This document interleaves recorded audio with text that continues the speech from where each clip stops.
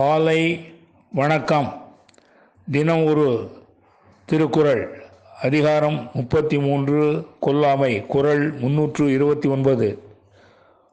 கொலை வினையராகிய மாக்கள் புலை வினையர் புன்மை தெரிவாரகத்து. மீண்டும், கொலை வினையராகிய மாக்கள் புலை வினையர் புன்மை தெரிவாரகத்து. இதன் விளக்கம்: கொலை செய்வதை தொழிலாக கொண்டு வாழும் மக்கள் அத்தொழிலின் தீமையை அறியாதவர் என்றாலும், அறிந்த பெரியோர் மனத்துள் அவர்கள் கீழான செயல் புரிபவராக கருதப்படுவர் என்பதை அறிவோம்.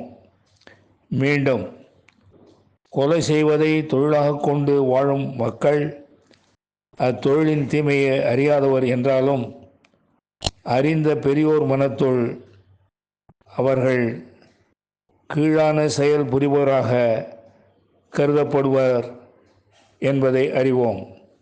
நன்றி வணக்கம் கூறி உங்களிடமிருந்து விடைபெறுவது தேரெழுந்தூர் கோசகன் என்கிற டிவி நாராயணன், சென்னை.